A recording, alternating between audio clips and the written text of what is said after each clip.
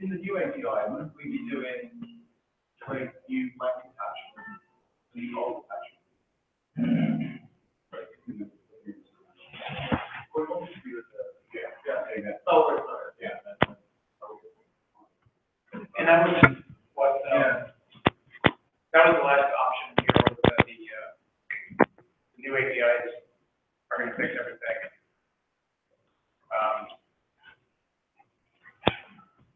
I'm not sure if it does now. That should work on it. We're told, and we will remove the export and the volume of page reserve date, and then never need it back.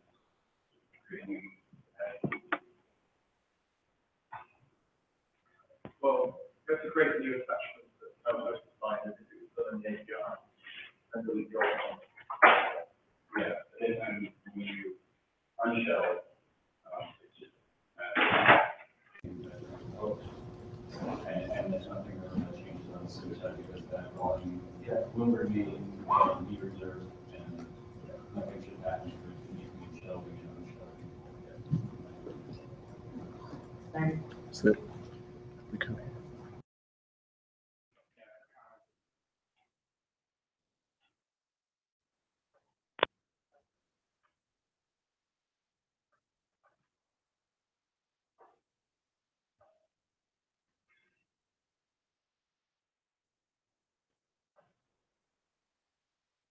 Okay, so what's your worry about?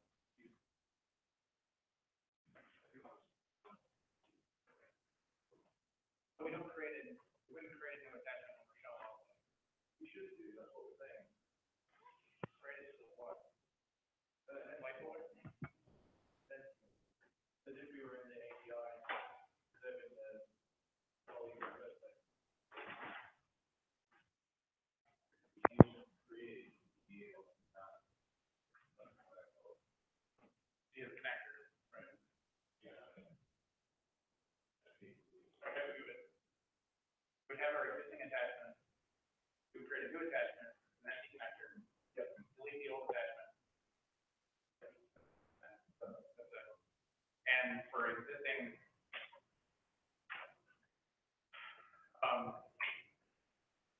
it doesn't fix anything that's not using these attachments. But it is one of those things where we say we don't care because it's been on late and bug for. Yeah, it's been up there long enough that we would okay with just move on. So is there one question I have about that? Based on culture and anything, how certain packets or does that never reach?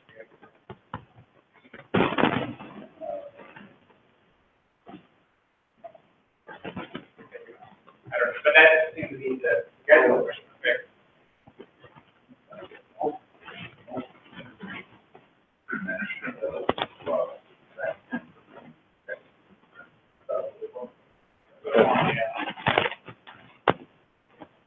Should do that. Yeah.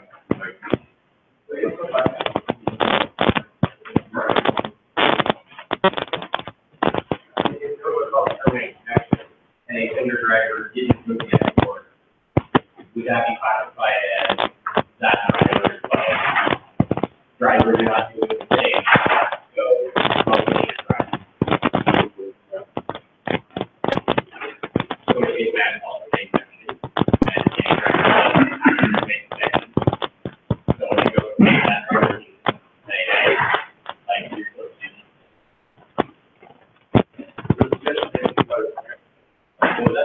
Just you vote to the yeah, the new one, yeah.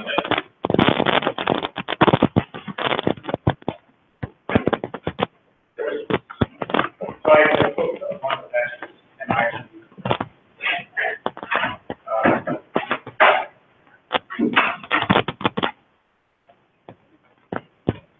right over the bottom. Okay, that is in the bottom.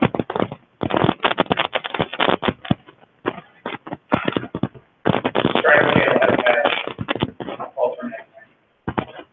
Abhishek was saying, that would,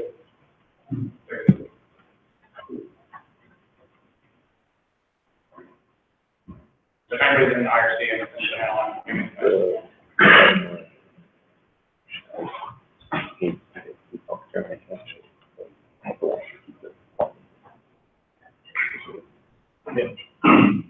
I can fix them in close. Yeah, I go. That's the old thing.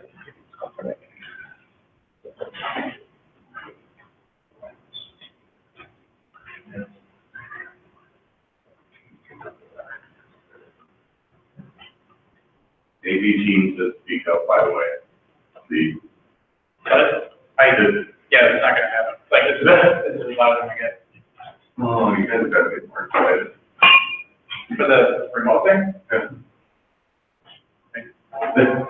If you want somebody walking around with like a boom mic, that's good.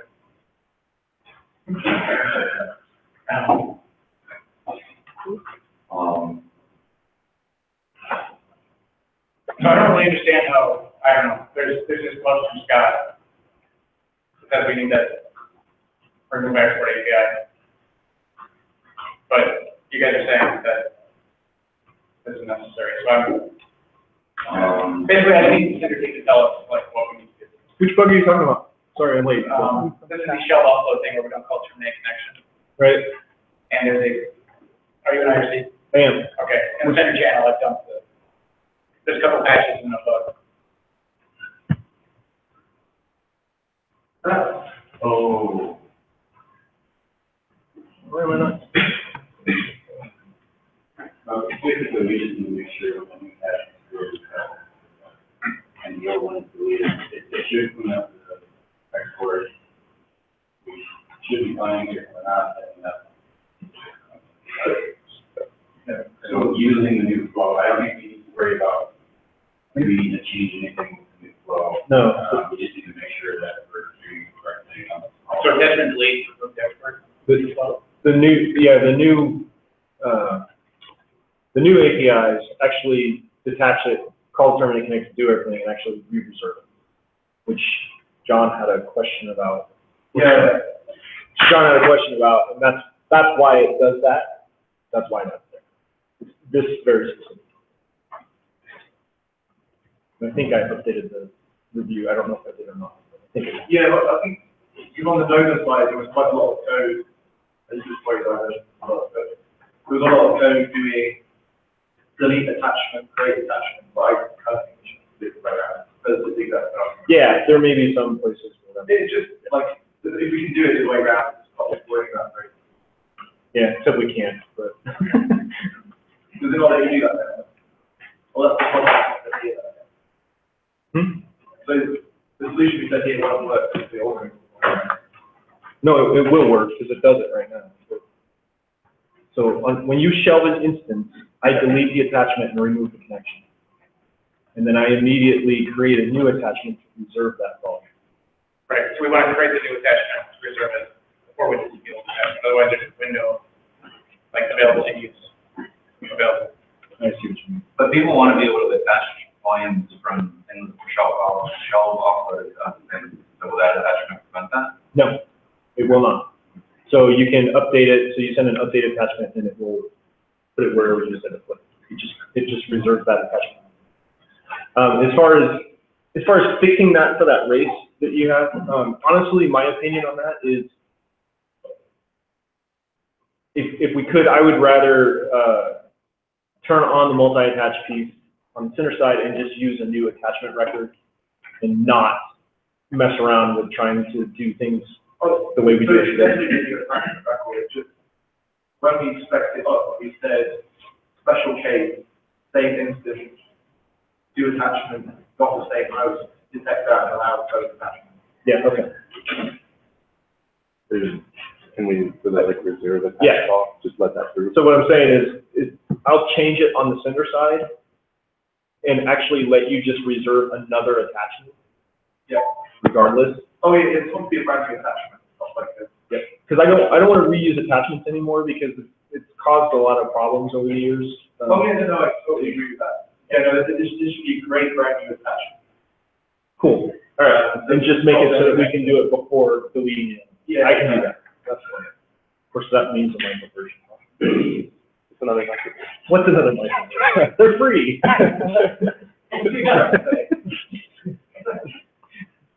You don't Free get micro version every day. Tell you, we gotta automate that. Yeah. Yeah, exactly.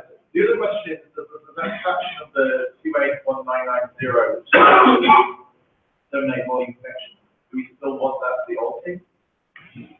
Yeah, so I mean, ideally, if terminate connection fixes this bug, we can backport it. Yeah. But I don't have a clear answer on whether or not that does it.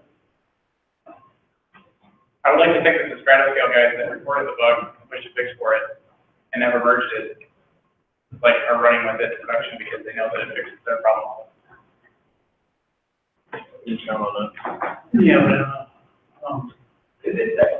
Is calling terminate connection in this particular case going to make it worse?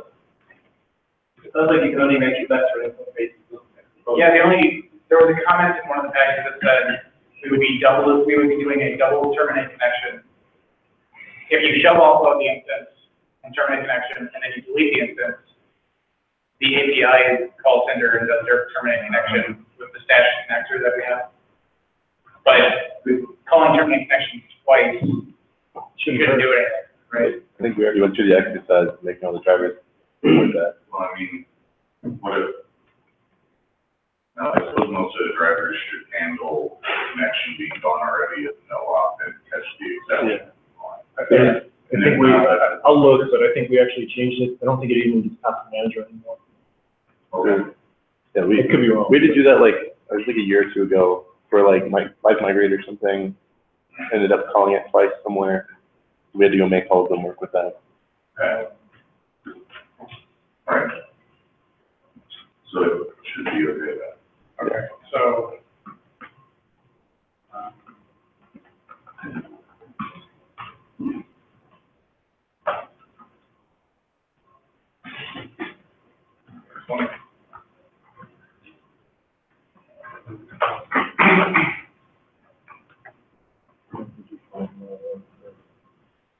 This is drivers handle.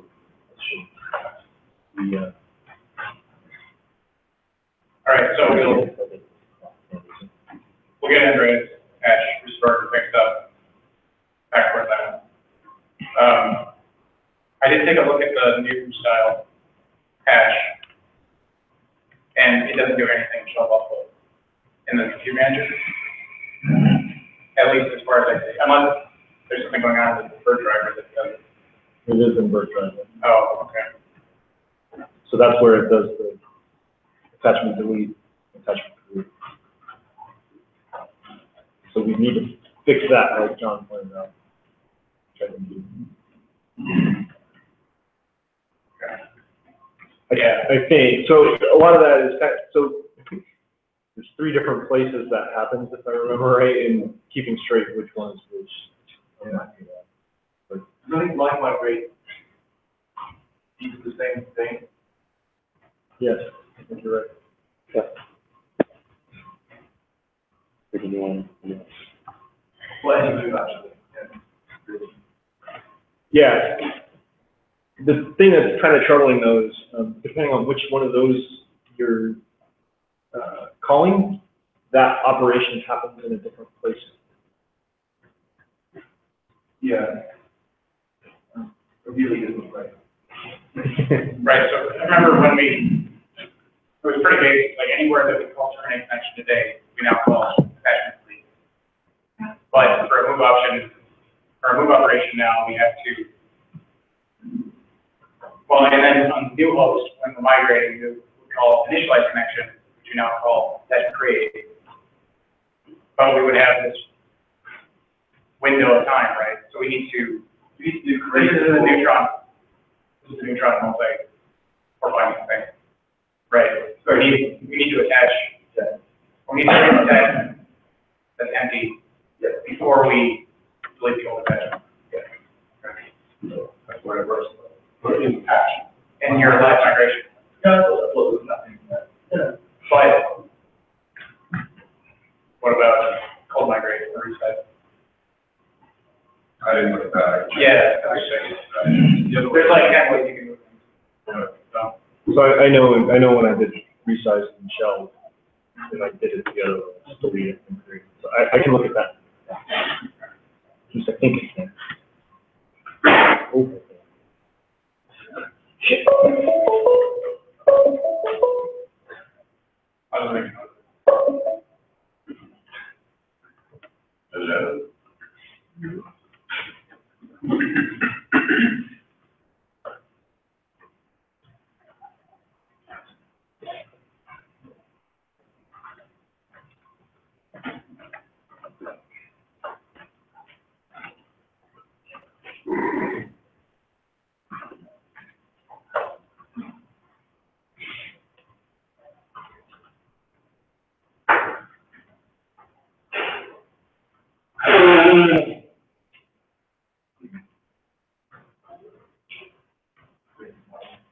Okay. So I think we're good. We don't know. So the action items that I have added, John, you're gonna rework with those so that multiple attachments can be requested before they delete the existing ones, Just the, yeah, right? well, at least the reserve piece, we'll see if I will. Okay.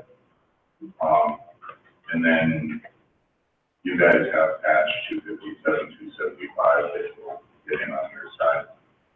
Matt? Yeah. Okay. Cool.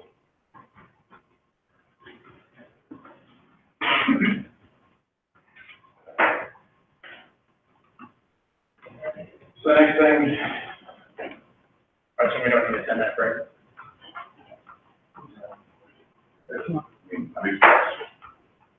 I'll send that you back. Yeah, and, if we really want to talk about the new international and before one, we'll have to so whether or not it will be fit in the time frame footprint. Is the question make sense? Well, so the NOMA team decided yesterday that we're gonna start approving all codes in the first week after PTG. What we did. So if it comes in the first week, it's all approved. Yeah. We're also on vacation for this week. Emerald Cinder track up there. I'm gonna be busy this weekend.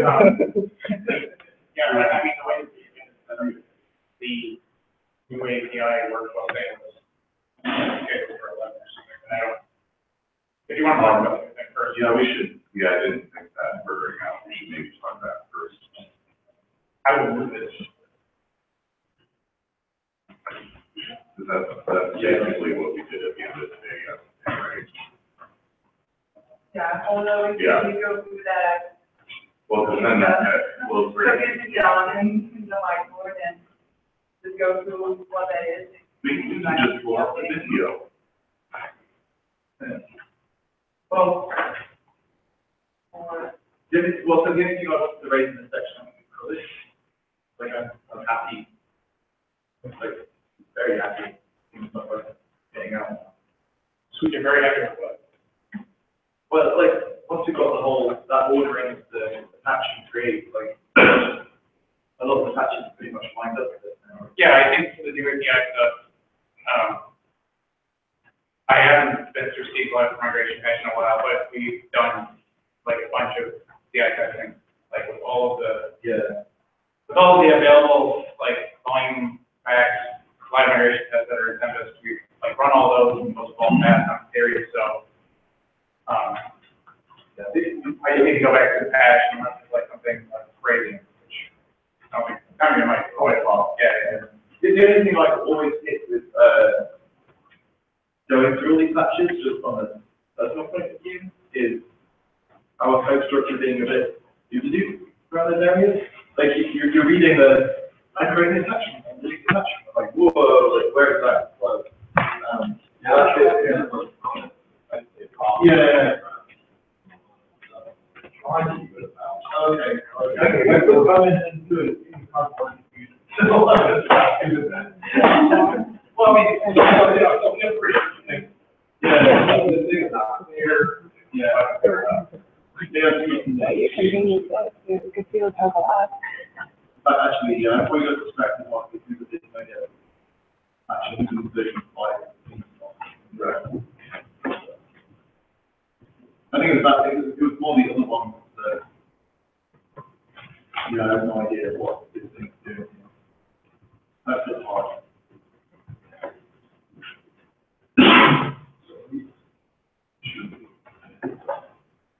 Do people have questions about the one right now? Well, did you want to go over the new, did you want to do the Cinder Nova API update first? Did you want to do the whatever update? Yeah, we have a section on updating both teams about the new attachments, so basically. And I think that would make sense before the multi-items discussion.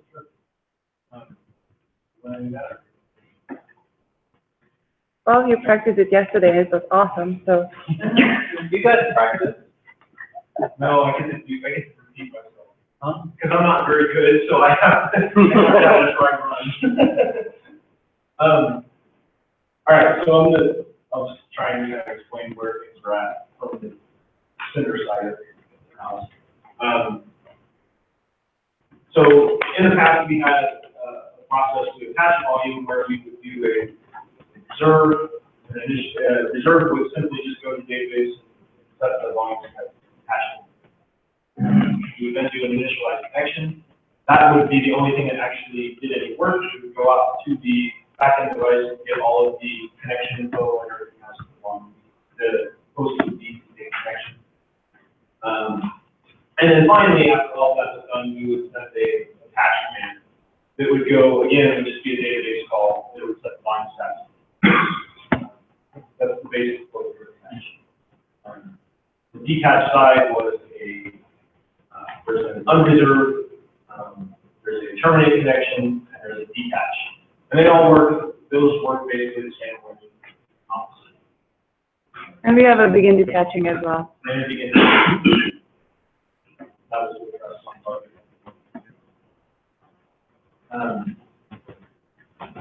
so that's kind of what we had. What we have now is we have an attachment create and an attachment delete that do multiple work. You can use attachment create to do everything, or you can use attachment create to mimic the old code and just do a reserve. And then later on, attachment updates that to do the actual connection. The connector is also a big change here, I guess.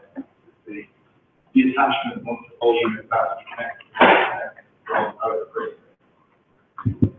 Sorry, on the attachment update, after having done the we now have to connect information in. Correct, and that's the biggest advantage to the new API call. We actually pass back the connector in the attachment update call. We return that as a response, and we store that.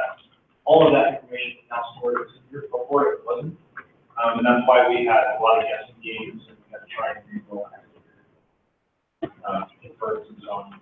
What was actually so now we actually have state. We have it stored everywhere, and Nova has a handle to the attachment ID, which is a unique record on the Cinder side, so that it can always go and recreate the information. So we don't have to split very problem with that. As far as deletes, right now there's currently one call to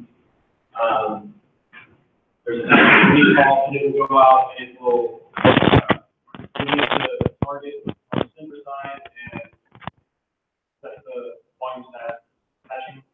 And we had to add a attachment or detachment delete call.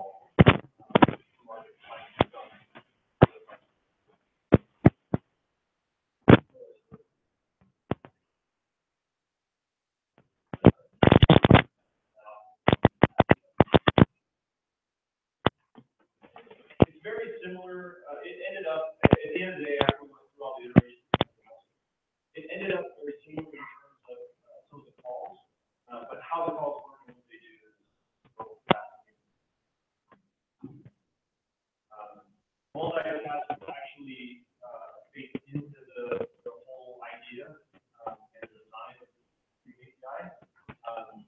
So from the Cinder side, there's a few changes that need to be added, and we'll be ready.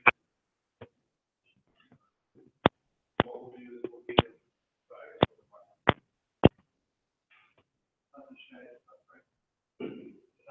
Shed connection. Yeah. And I don't know if people want more detail on this question. Like, the way, I guess my take on this, I really like is when there's a connection between node records that logically or otherwise, there's an attachment record in it. So when you're getting a move, and you logically attaching the volume, you like attaching both those back in one stage for it. When it's being a bit out of grip, then that's like you attach. Basically, we're not like, yeah, exactly. And the big advantage is long term. I mean, so the first iteration is trying to get in, using these new APIs, minimal service or whatever you want to call it. But I think going forward, there's a ton of room for improvement on the design of the attachment stuff. Yeah, we can clean that up a lot. Yeah, once we do something. Yep, exactly. So once we hold stuff, we actually do a lot. We have some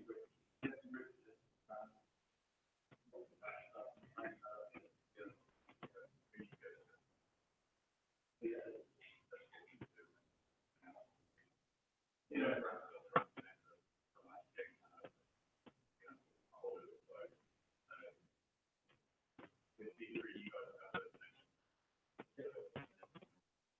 so we store both the issue information and target. And the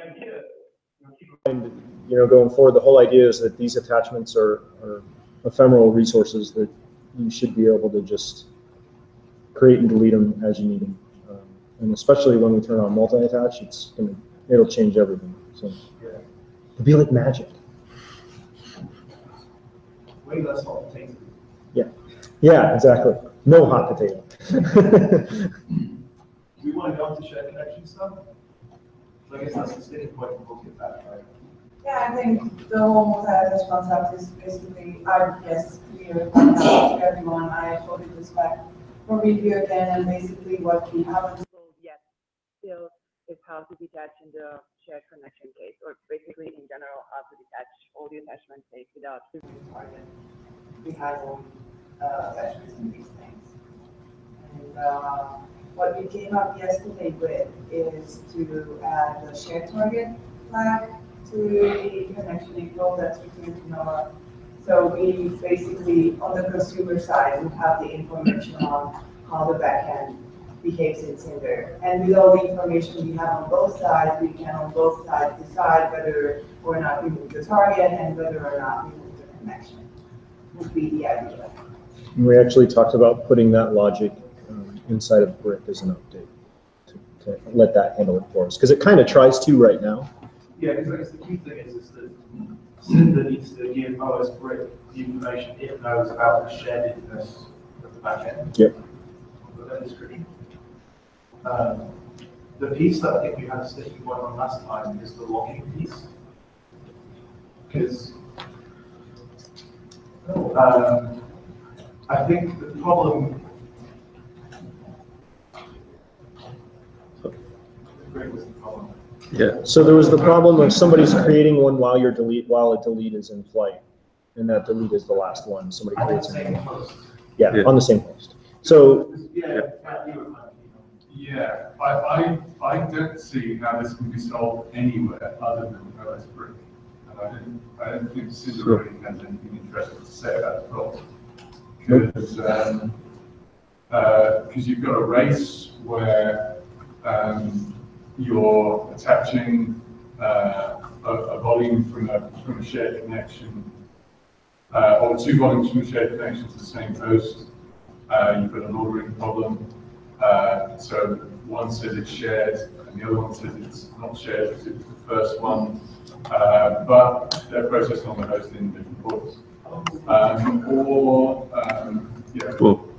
you've got the opposite problem on detach and stuff, but you can, it's a minefield. I think the only place where we know for certain what is currently attached or not attached is in OSBrick. So part of it, it's a little bit bigger scope than that, because if you call Cinder create attachment while OSBrick is doing stuff on the host, you can get problems. So I think that's the, So it needs to be synchronized when you're doing OSBrick and Cinder attach on compute hosts for volumes that are potentially shared. I think that's, for me, I think that's the key bit, is that the context is slowly re-entering my brain. You can't put the lock in OSBrick because you need the lock to contain that for. Yeah. So, and I think for me, so the way I was thinking about this map was basically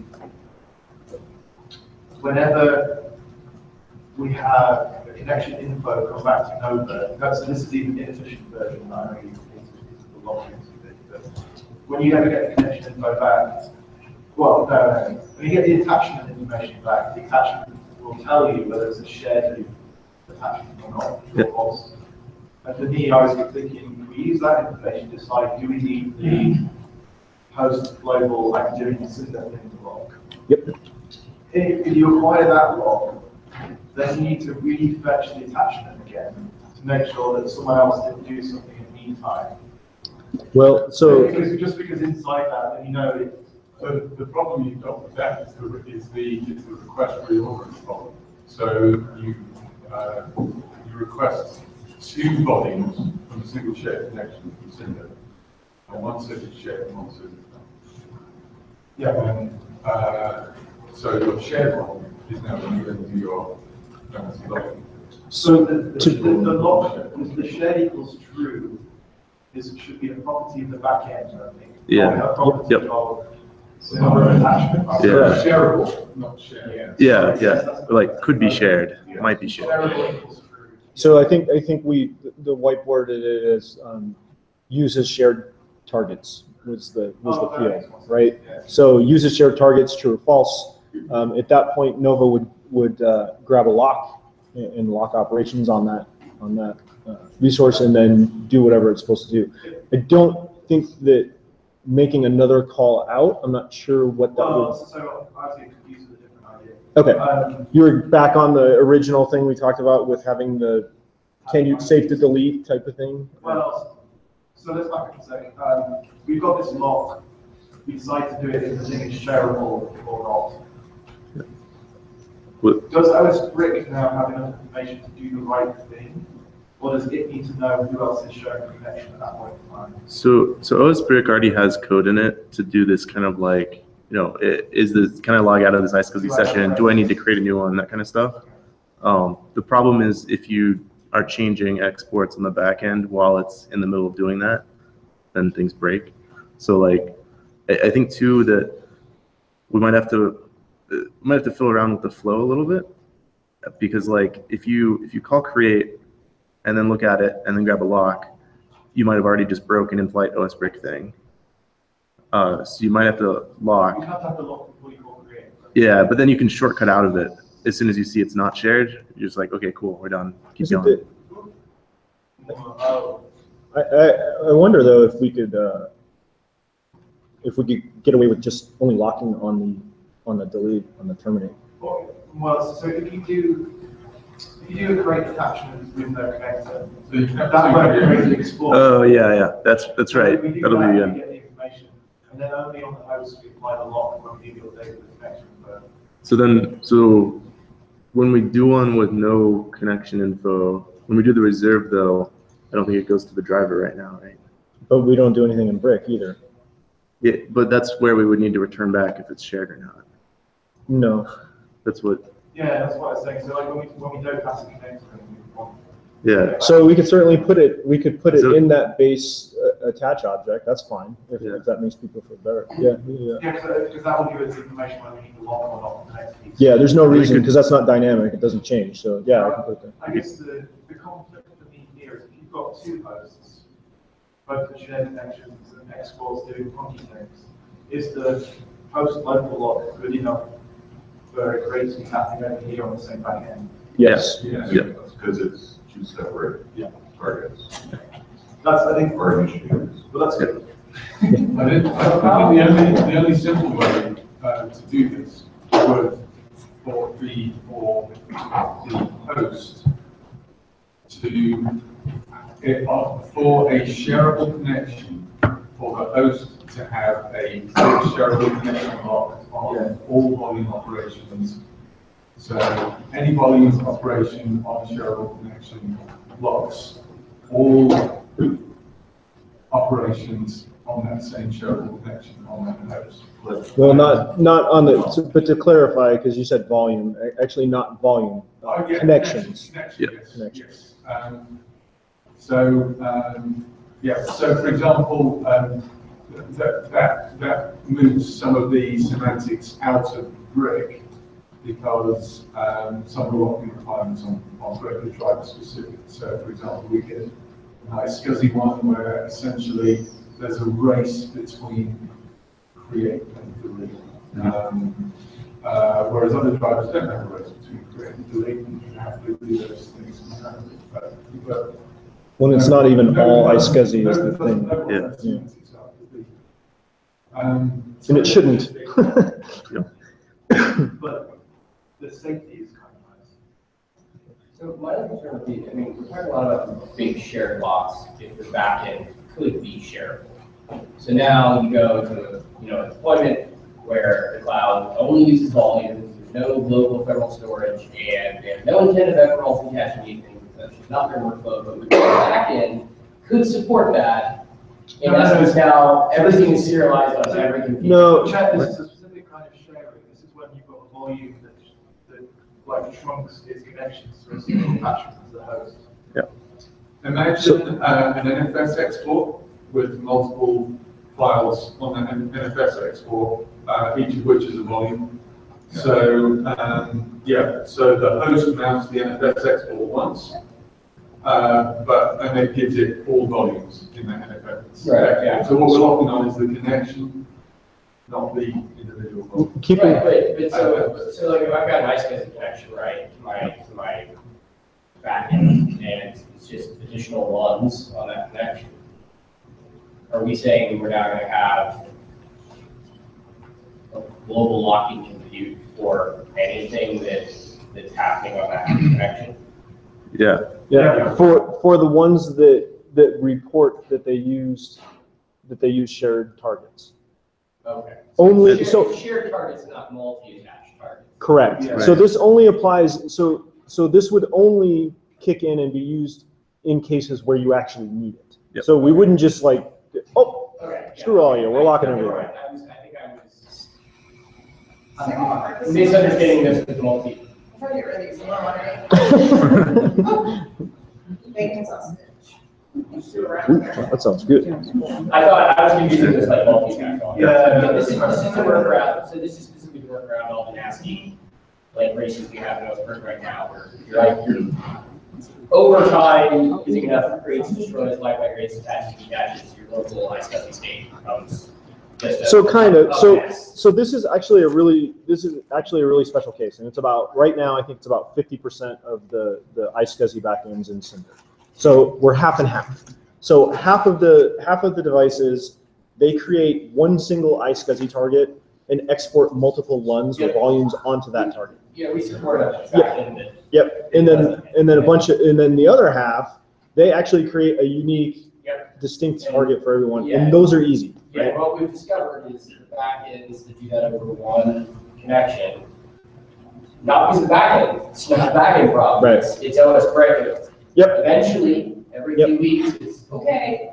iSCSI is basically unusable now on this box. And that's exactly. It's gotten, That's what we're trying to fix. So even outside of multi-attached, that's what we're saying we want to fix. Yep. I was like, well, if you're one of these multi-attached, we really want to lock on this. Gotcha. Okay. No, this will make your life better. Okay. We should lock on the great attachment call as well, right? The great explore, that's the key bit, right? Yeah. And the release versus in the instruction as well. Yeah. You need to look around that as well, otherwise you end up then remove. Yes, the same Yeah, I mean, it's a trade-off, because it will, in some ways, what it will do is, I mean, it is basically serializing, the operations through each of those individual compute nodes now, because if they're only ever using, one of these backends, that's what you have. The flip side is, it means every 3 or 4 weeks, we're not, sitting there pulling our heads out, trying to get ISCAs into a functional state again and figure out which of these damn connections do we actually need, which are bad, how do we repair these, I suspect it'll be motivation to optimize some of that code, because right now that code is not very optimized. Oh, you mean to help reduce how often? How long it holds. I think step one is make it correct. Yeah, no, I agree. I would rather explain to my clients that it is now slower than the painful conversation every so often, like, so, you need to reboot that enterprise. Yeah, sorry. We just can't figure out what's going on. There's another potential correctness thing here, which I'm remembering from a previous file, which is that in certain instances, Nova needs to know when terminate connection has been completed by the cinder backend. So we don't need to know that terminate connection has started. We need to know that it has finished. So I've heard people ask that before, and I'm not quite sure I understand why. This was essentially because of an OS brick thing. This is the race between doing a rescan on the host and delete doing a terminate connection. So, Are you talking about the multipath problem? Yeah, it's a multipath problem. It's more than just a multipath problem. I seem to recall, but it would, it would. So yeah, because I thought we solved the multipath problem now, but I thought OSBrick no longer did complete rescan. Oh, because it was basically impossible to not create something. So let me just clarify, because like we've got the lock around create and delete because we know cinder side create and delete does stuff. If the delete is async, then that lock is useless. It's not async. So Cinder's delete is not async. The OS brick and like things it does on the system are a little bit more asynchronous, right? Because it goes and calls some like Linux the device subsystem stuff that the little hand wavy, whether it actually deleted things or not. So There's definitely a multipath bug around that. So There's definitely a multipath bug, but I think that was solved. Is there another bug though around that rescan thing? So my point is that if there is a problem there, we need to fix it some other way. Because the reality is, if you go to your target and you say, destroy all targets, we're done, right? And you destroy that target, there should be no possible way for Brick to reconnect to that target because it should be gone. It should no longer exist. It's just wait until it's sure that it's on its name, right? So we're just talking about terminate connection now. So that's synchronous is what you're saying. So that is an async. Very concerned once that is what's going on. So you do immediately afterwards, we're not going to see it. That's how it should be, yeah. As long as Then that's good. As long as you don't have multipath on. no, that's fine. As long as we know, that's the contract, and if that's not the case, then we can say that's a bug in it. Yeah. You can sue us. That's the key bit. Yeah. He says, Yeah. Okay. I think we that do. sounds Yeah. like it works. The piece, I want to make sure we're discarding the piece that we previously spoke about correctly. Like this. So I think previously we were thinking about when we acquire the lock and we do the update connector or the delete, we would get back constant the list of attachments that were shared with. So we nixed. That to OS Brick, but it sounds like OS Brick can do its accounting itself, so you shouldn't bother with that. Yeah, so we have taken, so over the months, we have taken that out and we're not doing that now. So. Yeah, that sounds good. That was why I wanted to have the reread of the connection after the lock acquiring to make sure that the list was up to date. But there's no list there. Yeah, there's no list. And if we wanted to go back to something like that, I would recommend we just do an attachment list with a filter and do it that way. But regardless. Maybe, but yeah, I think like not having that is good. Yeah, not having that is way better. The only other thing I was thinking about is when we said shareable equals true, you should say shareable equals lock key. Yeah, so we talked about that yesterday a little bit. It's like an optimization. So you can say like whether it's a shared iSCSI target or a shared portal or a shared NFS mount, like what thing you should be locking around for better granularity. Yeah. So I think each of those could be a separate block. Well, what I would recommend is using the target IQN. For the iSCSI code. Yeah, we could just say like that's what I mean. shareable So equals- actually put user shared connections true, and then lock identifier. And throw the IQN in there. I mean, I can spoon feed anything, right? I mean, you just need to know if it's useful or not. Sweet. So if we do that though, it means that the reserve call needs to be able to get the IQN from the thing, which isn't always It's just there. impossible. It's not impossible for all the drivers, but I think it's very hard for some. We'd have to start doing some weird hand We'd have to go back to creating targets on create volume, which I'm not doing. Yeah, that's an optimization. Well, you could, yeah. Well, I'll look at it. I'm sure there's something unique in there we can use. It's common. There's nothing to say. Actually, use the host. Well, no, because then that's multiple back.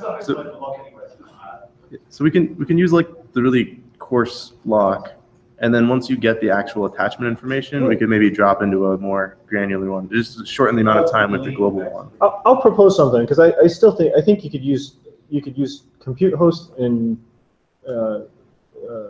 cinder host and concatenate in some clever way. What do you mean the second attachment? I guess we actually know that question. Yeah. That's the point. Yeah. Definitely. It doesn't mean just cheat and don't call attach create. So I guess Missing is going to do that, right? We'll have to never call create with an attachment anymore. Only with a connector anymore. No, isn't that already the case? That's already there. I wish it wasn't, but it is. We had to do I it. can't remember if we make use of doing create with a connector. We don't, you can't, We probably don't, no, we can't. you can't because we don't have a connector, because we don't have a question. In some cases, like in the trivial, I have an instance attach a volume. That's the only place you guys can use it.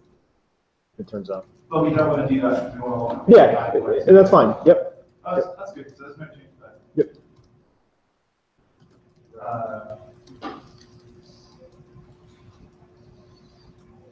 I'm trying to remember, like when we went around multi-attach the first time, well, 14 times. Like what else would come? What were the other ones? Oh, probably it. I think that was it. I don't know whether we have actually used that we want to allow without going to any problems. I don't know whether we want file migration and things like that. But I think maybe that was it. And we were talking about logs the last time too. We just and in the spec there's also kind of a list that what we will not allow with multi-attach, and that hasn't changed. So I think we should be. Yeah, so I think the key bit before is because we were lying to each other around Wi-Fi rates, we couldn't do any kind of tracking of the shared connections. Oh, that. How was happening. Yeah, and then if something goes bad in the middle of that, you're screwed. Which is why we were so keen on getting that separation. So I think it's like that was that weird combination of things that was the problem. So I think now we fixed that one. now we fixed the Calling shared. initialized connections to the attach and so forth, not throwing Yeah. information That's that, all. that's all done. Yeah. Yeah, we're talking about the real connection rather than kidding. But there would still be some local operations which would be unsupported for multi-attack volumes. Who's the, Swap volume would be things to do. And move from modem to, we said that moving from the multi-attach volume should be unsupported. Oh, just because that's weird. Yeah. I can remove that check from the hash like easily. It's just what we initially agreed that. Yeah, That sounds like a good barrier. Yeah. Actually, well, How would you ever want to move from Actually, that's why I want multi-attach. That's actually why I want multi-attach. I mean, Serial. Yeah. Booting from a read-only volume. Yeah, exactly. There's That's it. actually quite a big use case with mounting a 10FS RAM disk on the boot underlying file system. It's the #1 use case I see. Yeah, just like the annoying piece is you actually really only want to do that for a read-only volume, which is probably one of my other questions is, do we want to, because you can have a read-only volume, right? You said the read-only thing. Does that get enforced, or is that like specific? The thing is, I mean, this is so OS specific. I would say that it's OpenStack's job to give people the tools to shoot themselves in the foot if they want to, and maintain the integrity of their data as though it was real value. Well, I suppose I should qualify that with, we can have policies for operators that don't want to do that thing, which we've already spoken about. Yeah, because I'm a little nervous about, someone's, So getting confused, right? They say, oh yeah, boot from this existing volume, go, and because the backend happens to support multi-attach, right? Now all of a sudden, they just booted from the root volume of their production database server because they put the wrong volume ID in. The conclusion that we came to on the Cinder side was that you would have a policy so that the cloud operator could say, no, you're just not doing it, period. And then B, each driver would have to report back up whether they want to support multi-attach. Just for clarification, like when you create the volume, you have to opt into multi-attach, right? No, I would rather not do it that way, but What is the policy? Jeff, that thing you're talking about, I mean, that's always been the problem with shared storage, right? Countless people have done it countless times. It's, yeah, really, yeah. No, you can't boot from a volume that's attached to another instance. You just can't today. you can't, because on boot up, your system tries to write, and so what's going to happen is you got two file systems. I'm talking about with physical hardware. So with physical hardware, you've always been able to accidentally blow away your production or open database. Oh. Because you're booting from the wrong thing. Yes. Yeah. Well, but, so, yes, there's a lot of people. Yes. Yeah, well, there's a lot of people who Yeah. yes, you can be stupid and do that. I don't necessarily think that means that it's a bad thing for us to have the ability to configure protections to prevent that in our cloud. So, rolling back this, I guess what we're saying is we'll have a policy to allow volume multi-attach. Would you maybe want to have a policy that says, in my cloud, you can only use multi-attach or read-only volumes? Well, I think, do I support multi-attach, and then do I allow booting for multi-attach? If read-only, I guess my question with that is, it's unclear to me how the backends handle that. Is that something where we have to merge code into every driver so that when it configures that, it's configuring the connection, in the bird driver, say, oh no, that's going to be a read-only volume, whereas that's something the backend enforces. And I think the answer is we have to do that in every bird driver, right? The only place that actually can be implemented is in the driver itself, in the device. So nobody else can control that. So Hypervisor. the hypervisor can, but that's not. Great. Yeah. But the storage driver. So to Patrick's point, yes, it is possible in libvirt to say read-only and stuff like that, but I wouldn't. Yeah. I think it's the same model as QoS right now, right? So I think that flag might that's help cache optimizations or something like that. What flag? Read-only. So my proposal would be that we merge it. There's no boot from volume support for it or anything like that. Let's go down just to basic. I don't mind if it's policy based. Well, I would rather. I don't mind if it's policy based. I think ideally at some point policy based would be perfect. But I would like to first get something out there and running and get some people's eyes on it and looking at it before we say, oh yeah, go for it and hope it works out. Because Yeah. We can turn it on by default. The thing is, like, look, it's fine with me. I don't. It's, Yeah, as long as the option exists, but you want to force it. yeah, I'm certainly not arguing. I'm just saying I don't know that we need to like go too deep on it right now and until we actually have. this kind does have like microversion implications, I don't know how we do it. Well, I guess, wait, so why would it have? Well, because it's sort of changing the semantics of the API, right? Oh, I guess because some cases you can't. Because right now, if a volume comes in with multi-attach equals true, we just reject them all, right? Okay. Well, But it's a new thing, so I don't know no, why. we don't actually check that. We don't even look at it. It's just that if it's in use, you can't use it. So you can have, I think you can have a multi-attach volume. Do you know what, I get confused with open patch where you disable the, yeah, I think that's what I was thinking, ignore. So my old patches are using double check and flag. Yeah, And whenever that's set to true, I mean, the volume, at least in the ancient times, the volume has to be created with the flags. So that was the only place and time to set the flag to true or false on the volume. And I think there was a spec to make it dynamic, and it never got landed.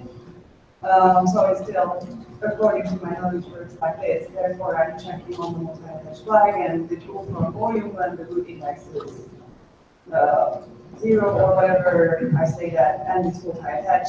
Sorry, you're not on this. But you know, you tell me how you want it, and I will rewrite it.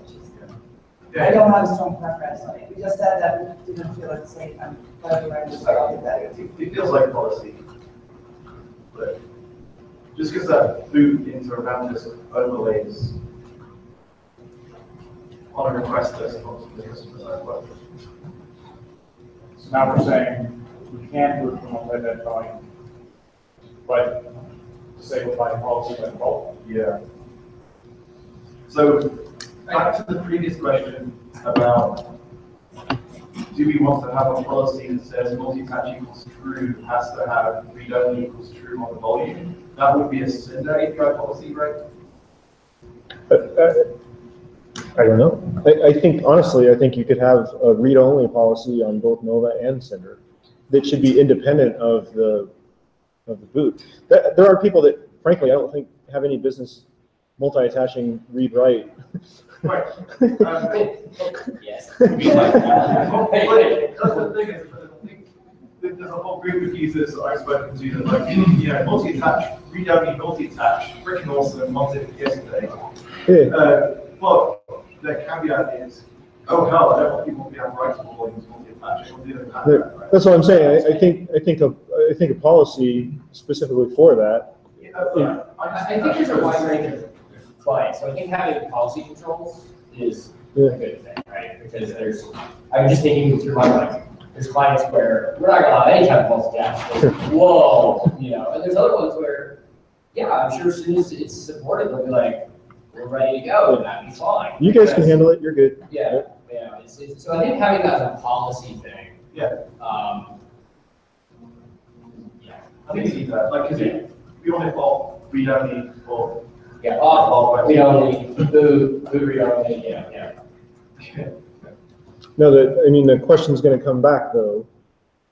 Do we want a general implementation of the read-only enforcement added to the hypervisors, or do we want to rely on backend to do it? I like what says it's The number of people who left the web. Wasn't that? We're at breakdown. Yeah, and then everybody's forced to leave. Or they're just not interested in our conversation. Chet was, he was just, answering from the Good hallway. Well, so then, why don't we take a 10-minute break on the policy thing, the discussion about shared connections, that is summarized by you and We've done that. Big like slot in over. Do you want to write it up in the Etherpad, or do you want me to? Or? It's not an answer. Okay.